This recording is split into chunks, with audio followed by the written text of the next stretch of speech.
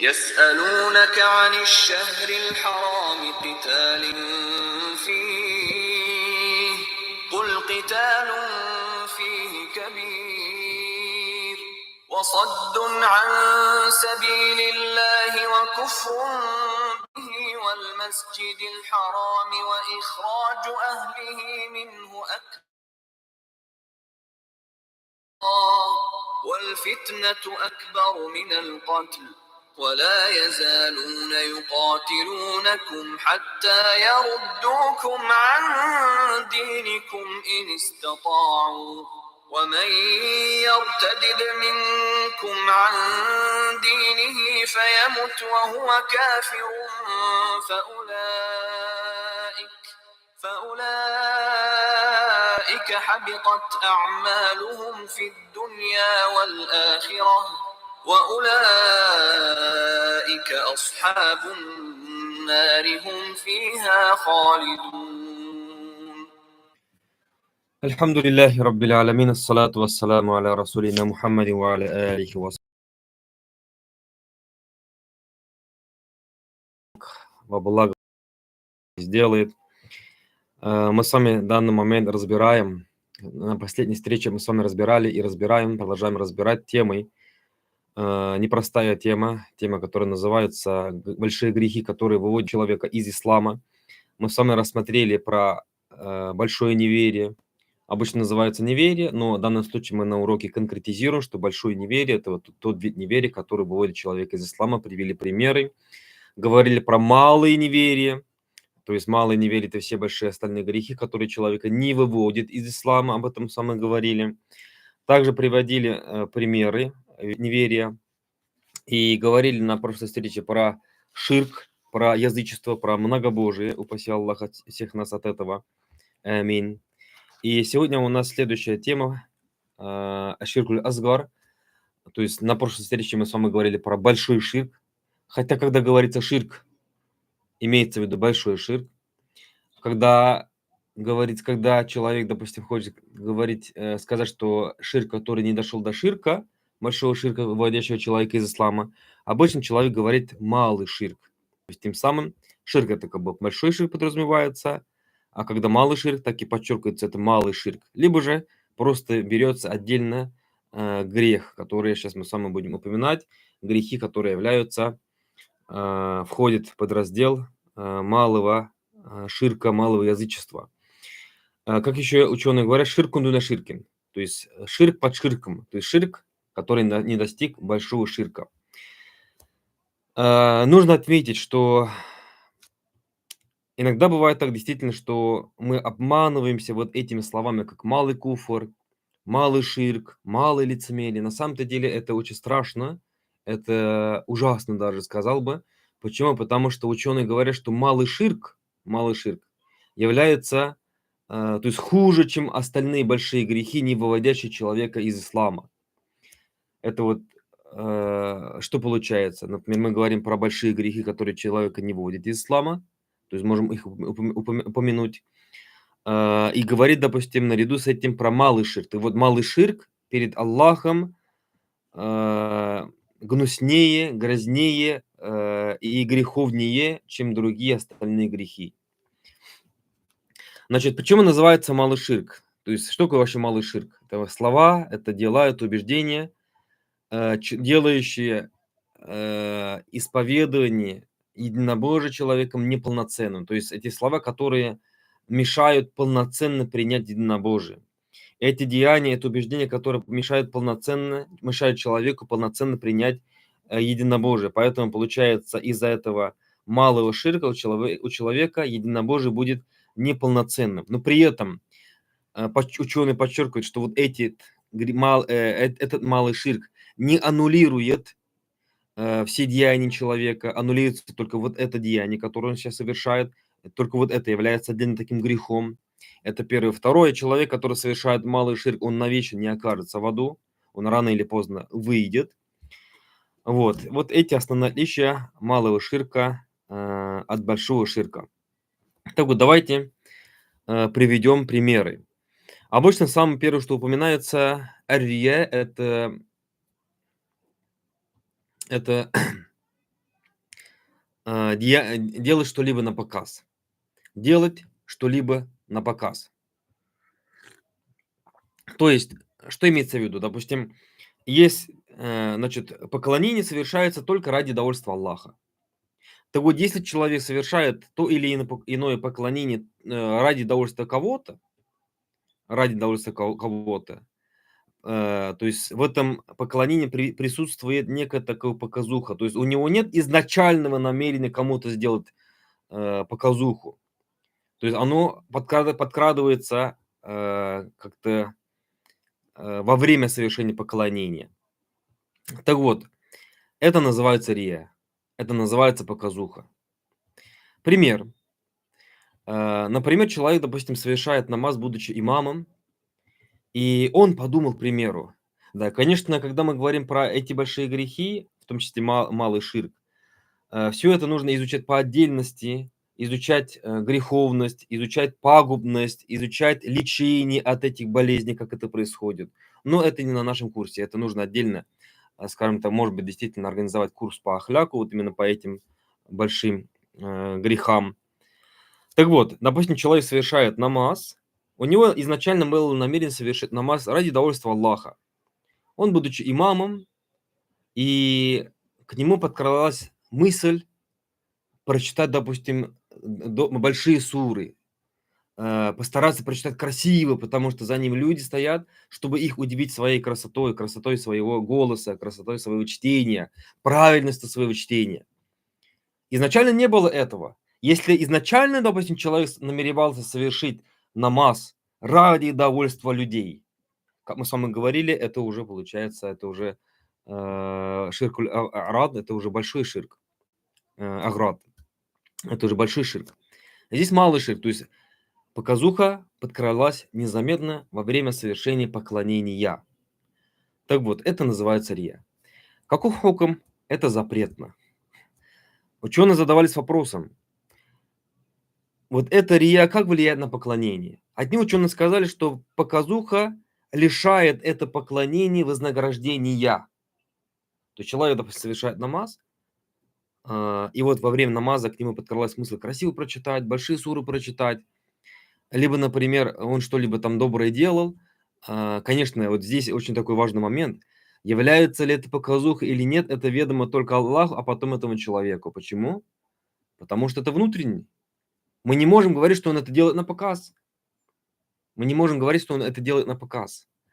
Потому что это внутренне, то есть это его сердце видит только Аллах, а потом этот человек.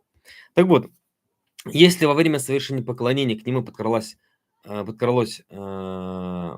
показуха, по мнению одних ученых, это вознаграждение за это деяние аннулируется, но это поклонение остается действительным, то есть не нарушается. По мнению других ученых, они говорили о том, что рия также нарушает поклонение. Следующий пример, второй пример, когда делается обет не Аллаху. Обычно, когда, допустим, мы даем какой-то обет, называется назар или просто назар, делается искренне ради достижения довольства Аллаха. Если же обет дается не ради Аллаха, это считается малым ширком.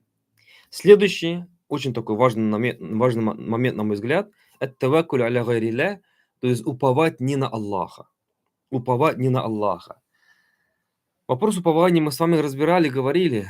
И на самом-то деле вот это скрытый ширк, это показуха и все остальное, они настолько скрытые, что даже человеку самому разобраться очень сложно. Поэтому необходимо что делать?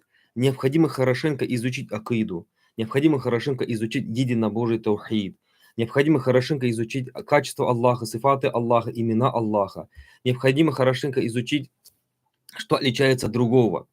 Для чего? Дабы не было никаких примесей малого ширка и не было примесей большого ширка.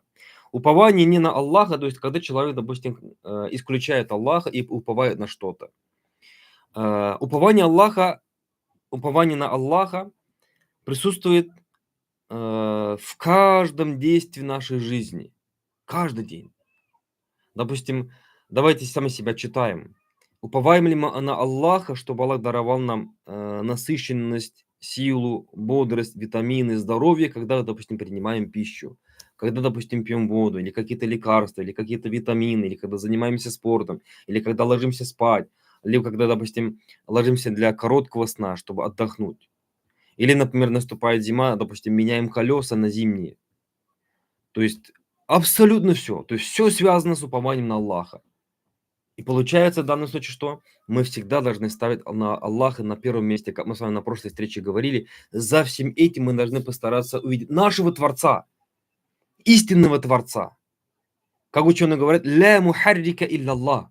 Нет никого, приводящего в движение, кроме Аллаха. Только Он Творец, только Он приводит в движение. Дальше. Четвертый – это клятва не именем Аллаха. Клятва не именем Аллаха. Почему это считается грехом? Потому что по-настоящему свято – это Аллах, это Господь.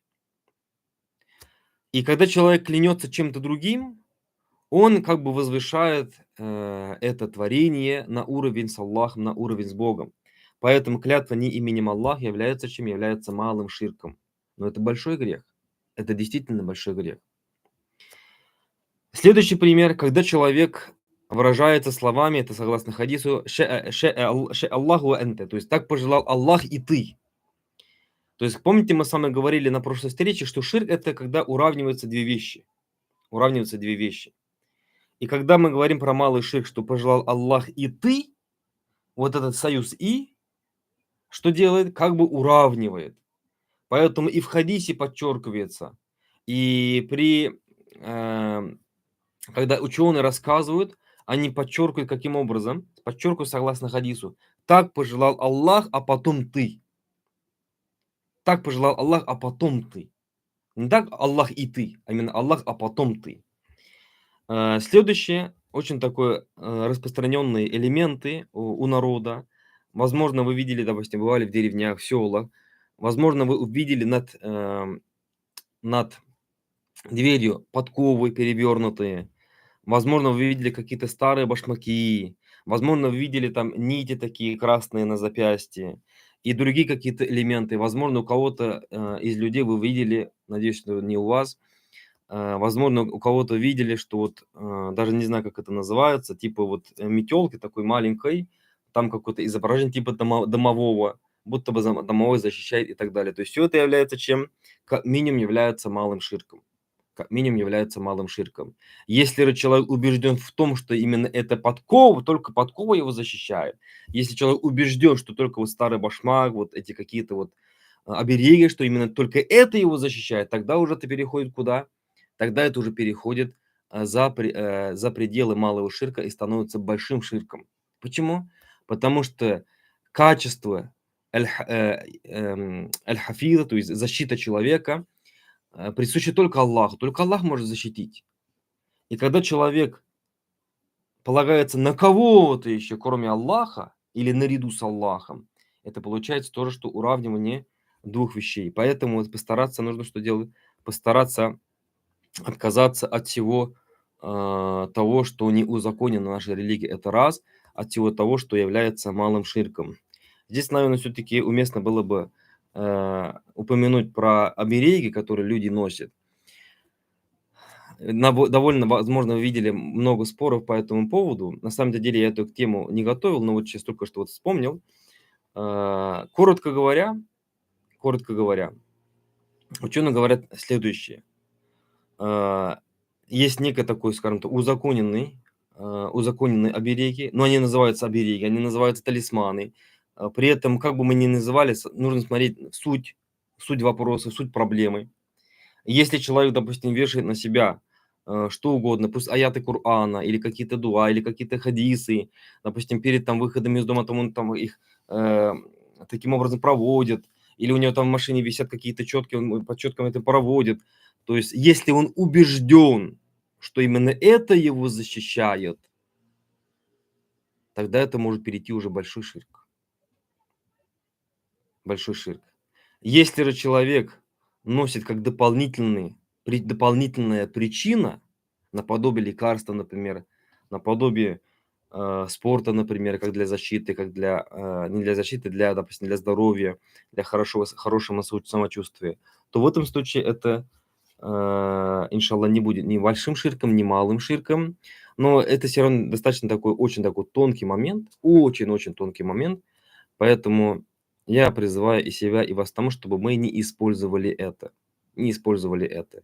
Если используем, тогда нам нужно хорошенько закрепить в наших сердцах, в наших душах единобожие. Единобожие. Это вот коротко. Возможно, сделаем отдельный эфир на эту тему. Дальше. Следующая наша тема это лицемерие. Лицемерие также делится на две категории. Ан-нифакуль акбар ван-нифакуль асгар. Большое лицемерие и малое лицемерие. Большое лицемерие, еще ученые говорят, что ан-нифакуль и'тикади, то есть лицемерие в убеждениях. В убеждениях. Когда человек рядом с христианами, он ведет себя как христианин, называет себя христианином. Рядом с мусульманами он ведет себя как мусульманин, говорит, что он мусульманин. Рядом с другими он называет себя другим и так далее, и так далее. То есть у него что? У него внутри все перемешалось, при этом он не придерживается никакой религии, ну, старается как бы таким образом угодить. Это раз. Второе, как Аллах в Коране говорит, وَمِنَ النَّاسِ مَن يَقُولُ آمَنَّا بِاللَّهِ وَبِالْيَوْمِ الْآخِرِ وَمَا هُم بِمُؤْمِنِينَ. То есть среди людей есть такие, которые говорят, утверждают, что они уверовали в Аллаха и в последний день, но не уверовали. То есть они не являются верующим, Аллах говорит. И в Медине при жизни пророка Мухаммада, алейхиссалату вассалям, было очень много, целая, скажем так, банда лицемеров была. Целая группа, большая группа лицемеров была. Главного из которых звали Абдулла ибн Убай ибн Салюль. Возможно, вы изучали жизнеописание пророка Мухаммада и встречали это имя. Сюда же еще ученые говорят, что вот когда человек насмехается над религией, является вот лицемерием в убеждениях. Есть лицемерие ан-нифакуль асгар, малое лицемерие. Малое лицемерие – это лицемерие в поступках, в словах человека в основном. То есть здесь не касается убеждений. Он, допустим, считается мусульманином, то есть, допустим, он принял ислам, он старается вроде как исповедовать религию, но есть у него какие-то вот пагубные такие качества, как ложь, как обман, как предательство. И он вроде как с этим борется, но ему это тяжело, потому что очень сильно закоренилось это. Так вот, это лицемерие не выводит этого человека из ислама, но эти большие грехи останутся большими грехами, пока он от них не избавится. Так вот, признаки, даже, скажем так, признаки малого лицемерия, либо же даже не признаки, а в чем проявляется малое лицемерие. Согласно хадису, ида хаддафа кадиба, то есть когда человек говорит, ну, лжет, обманывает, и когда он заключает договор, он поступает вероломно. Но нарушает. Ида туминахана. Если он с кем-то спорит, то поступает нечестно. Прибегает ко всем возможным вариантам, дабы как бы поставить себя выше, чем его собеседник, чем тот человек, который с ним спорит. Вот это малое лицемерие мусульманином, но ему, конечно, что нужно делать. Наша тема тоже непростая тема. Называется «Ар-ридда» или «Иртидад». Это вероотступничество. Ар-ридда в языке означает «аль-маиль», то есть склонение куда-то, к чему-то. В терминологии ридда вероотступничество. И на данный момент, на сегодняшний день, вот это ридда, обвинение в неверии, обвинение в вероотступничестве достаточно так распространено.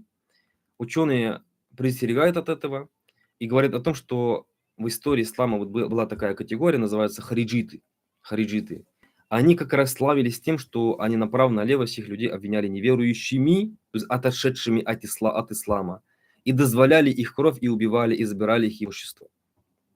Так вот, будем говорить про вероотступничество. Первое. Ученые говорят, то есть если кто-то отступился от ислама, то здесь нужно понять. Человек, допустим, изначально был неверующим. Он на этом рос, он никогда не принимал ислам, никогда не считал себя мусульманином. он неверующий. У него одно положение.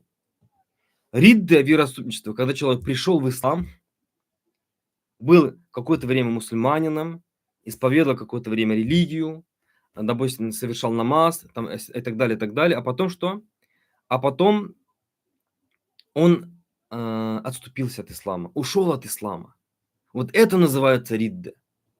И в этом случае, если человек, допустим, уходит от ислама, его что делают? Его к ним обращаются, что он покаялся. К ним обращаются, что он покаялся, и это делают в течение 3 дней. Даже подчеркивается, что к нему направляется человек, который красноречивый, который набожный, который авторитетный, у которого много знаний, конечно же, ученый человек. И что он делает? Он призывает человека, чтобы он исправился, чтобы он покаялся, и чтобы он обратно что сделал? Обратно вернулся в ислам. Так вот, в каких случаях слово ридда еще имеет некое такое, даже не синоним, конечно же, но вот вероотступничество. И если, допустим, человек был увлечен в вероотступничестве, другие выносят в отношении него суждение о том, что он является неверующим. Это называется такфир, обвинение в неверии. Так вот, в данный момент мы будем говорить про такфир, про обвинение в неверии. То есть ридда как происходит? Как происходит вероотступничество? Мы с вами упоминали примеры неверия в словах, в делах, в убеждениях. Про ширк мы с вами говорили. Так вот, если у человека начинает вот это проявляться, он начинает совершать вероотступничество, начинает совершать куфр, неверие. Но неверующим еще не становится. Поэтому что есть? Есть такие общепринятые, скажем так, нормы. Какие общепринятые нормы? Что вот это деяние классифицируется как куфр, как большой куфр, как неверие, как ширк, как, допустим, лицемерие. И если кто-либо из людей это делает, он еще кафиром не становится, он еще неверующим не становится. Что делают? Юстатабу салятан. Ему объясняют, его призывают к покаянию, ему объясняют греховно, это называется изаляту шубаха, то есть удаляют все сомнения. Говорят, возможно, тебя, возможно, принудили к этому это сказать. Ты, возможно, находился как бы не в уме. Возможно, ты чем-то одержим был. Или ты, например, просто последовал, как-то резко высказался и так далее. То есть стараются что делать? Изаляту шубихат, вот все эти сомнения устранить. И делается икамат аль-худжа, приводятся доводы. Кто это делает? Ученые. Значит, вопрос такфира, вопрос обвинения в неверии. Первый момент, очень такой важный момент. Обвинение в неверии – это прерогатива только кого? Только ученых людей. Только ученых людей. Поэтому этот вопрос мы с вами изучаем не для того, чтобы на кого-то выводить такфир, неверие, а что делать? Наоборот, защититься от этого. И защитить других от этого, потому что обвинение человека в неверии, оно является большим грехом. Даже передается в хадисе, если другой мусульманин скажет, я кафир, неверующий, это слово поднимется над ними и вернется к одному из них. Если тот не является, если обвиняемый не является неверующим, это может вернуться к кому? К обвинителю. Поэтому вопрос неверия, обвинения в неверии, или более правильно, суждение о неверии, делается только кем? Только учеными людьми, это раз. Второе, это делается только на основе явного. Только на основе явного. Помните историю, когда один из подвижников при сражении убил того, кто сказал «Ля иляха илляллах», и когда ему это не давало спокойствия, он пришел к пророку Мухаммаду, алейхи салату вассалям, и рассказал об этом. И пророк говорит, ты убил его после того, как сказал «Ля иляха илляллах». Он говорит, о посланник Аллаха. Он сказал это из-за страха, потому что был меч над ним. И пророк говорит, ашараф ты садраху? Ты раскрыл его грудь? Ты раскрыл его грудь? Поэтому то, что внутри человека, мы туда не заглядываем. Только, не мы, ученые, туда не заглядывают. Ученые что делают? Только на основе явного. Только на основе явного. Это второе. И третье, очень аккуратно. Очень аккуратно. Мы с вами говорили о том, что вот разные предания приводятся. Вот от имама Раббани, насколько помню. Не от имама Раббани. От Ибн Абидина передается о том, что если человеку, допустим, человек совершает какой-либо поступок неверия, ему ищут 70 оправданий. Если нет, тогда 70 еще ищут. Или в другом варианте, где говорится о том, что есть 70 причин человека обвинить в неверии, и одна причина посчитать его мусульманином, так вот ученые берут за что? За последний посчитать его мусульманином. Одна вероятность, что посчитать его мусульманин, против 70 вероятностей посчитать его неверующим. Посмотрите, какую аккуратность они проявляли. Потому что это очень, действительно, очень серьезно. Поэтому икаматуль худжа ва изаляту шубахат. Был такой случай с Усманом ибн Маз'уном, который даже после того, как были ниспосланы аяты, аяты, запрещающие алкоголь, он пил спиртное, и сподвижники его как бы схватили и спросили, то есть почему же ты пьешь? Примерно смысл хадиса в этом заключается. Он говорит, можно же. Сподвижники говорят, нет, нельзя. Он говорит, можно. Нет, говорит, нельзя. Вот Аллах не спасал такой-то аят. То есть, оказывается, он про этот аят не слышал, не знал про этот аят, поэтому считал можно, что можно. И что сделали? Привели довод. То есть он это, оказывается, говорит по незнанию. По незнанию. И таким образом, что произошло? То есть все стало на свои места. Он принял этот аят, соответственно, потому что это аят. И после этого начал считать распитие напитков, начал считать чем запретным, запрещенным. Далее. Так вот, есть некоторые препятствия, препятствия для обвинения человека в неверии. То есть ищем некое оправдание, и есть препятствие. Первое – это ошибка. Ошибка. Например, человек совершает деяние, которое является неверием, но это делает неумышленно, не спонтанно. Например, как-то резко что-то получилось, и он сказал какие-то слова, которые ругают религию. У него не было такого намерения. Как-то так резко получилось, он даже сам не заметил. И сразу же покаялся. Так вот, мы не спешим обвинять его в неверии. Ученые не спешат обвинять его в неверии. Это первое. Второе – это невежество.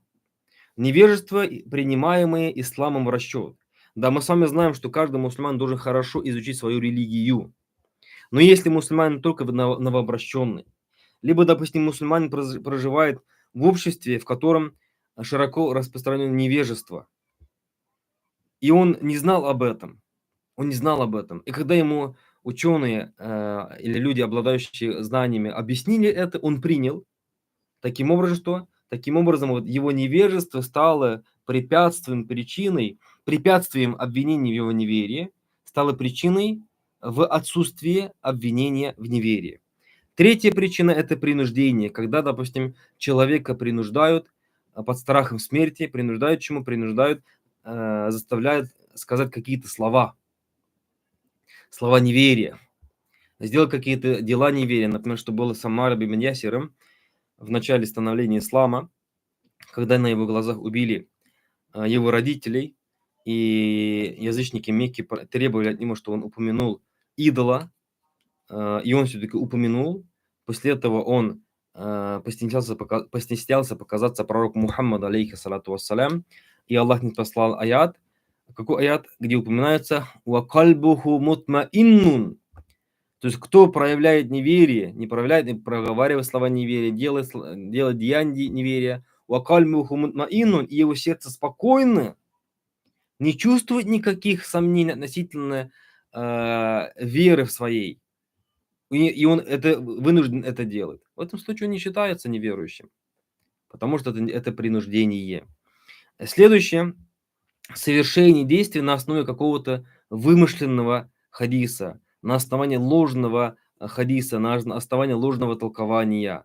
Допустим, представьте себе, лжеученый, горе-ученый рассказывает какие-то хадисы, говорит, ну, не все из нас знают наизусть Сахих Бухари, Сахих Муслим, другие хадисы, другие сборники хадисов. И он, допустим, переводит, говорит о том, что вот в таком-то сборнике там достоверный хадис, делается вот такие-то дела, и это считает, и это делает пророк Мухаммад, алейхиссалату вассалям, и это делают как бы сподвижники. То есть он лжеученый, горе-ученый, что делает? Вводит людей в заблуждение. И на основании этого ложного хадиса человек тоже последовал этому поступку, сделал этот поступок, проговорил эти слова. Да, он сделал неверие, но он неверующим не считается, потому что он сделал деяние на основании ложного хадиса, на основании выдуманного хадиса. Например, возвращаемся к хариджитам, которые были, скажем так, такие очень крайние, и крайние такфиристы еще говорят, да, то есть люди, которые постоянно обвиняли людей других в неверии, но при этом имам Али, радаллаху анху, приказал не сражаться против них. Он считал их верующими. Почему? Потому что они неверно истолковали аяты и неверно истолковали хадисы пророка Мухаммада, алейхиссалату вассалям. Вот таким вот образом вот эти причины, вот это является препятствием обвинения человека в неверии. Поэтому, уважаемые братья и сестры, давайте будем очень аккуратны, очень осторожны, не будем никого обвинять в неверии. Если же дело до этого все-таки дойдет, мы будем говорить, что вот этот поступок классифицируется как неверие в словах, неверие в делах, неверие в убеждениях. Вот таким образом, это максимум, что мы можем сказать. Максимум, что мы можем сказать. Если мы вдруг у кого-то такое увидели, то есть увидели, что он как совершает какой-либо вид неверия, надо что делать? Надо ему аккуратно, мягко, деликатно, со всеми доводами постараться объяснить. Далее, следующая наша подтема. Большие грехи, которые не выводят человека из ислама. Ученые задавались вопросом, что же классифицируется как большой грех, который не выводит человека из ислама. Ученые сказали, большие грехи, которые не выводят человека из ислама, считаются большими на основании того, что есть угроза или обещание наказания вечности и также мера пресечения в этой жизни. Либо же в хадисе в аяте упоминается ля'на, проклятие. На основе этих аспектов ученые говорили о том, что это является большим грехом. Вот это является большим грехом. Ну, примеры: убийство, колдовство, ростовщичество. Если, допустим, в нашем попечении есть сирота, и у него есть имущество, и его, получается, опекун безразборно тратит, допустим, его имущество, тоже является большим грехом. Это обвинение людей в совершении грехов, особенно в хадисе подчеркивается, обвинение целомудренных женщин в совершении прелюбодеяния, ослушание родителей, прерывание родственных связей, распитие спиртных напитков, прелюбодеяние, гомосексуализм, убийство человека, как уже было сказано, воровство, дальше ришва,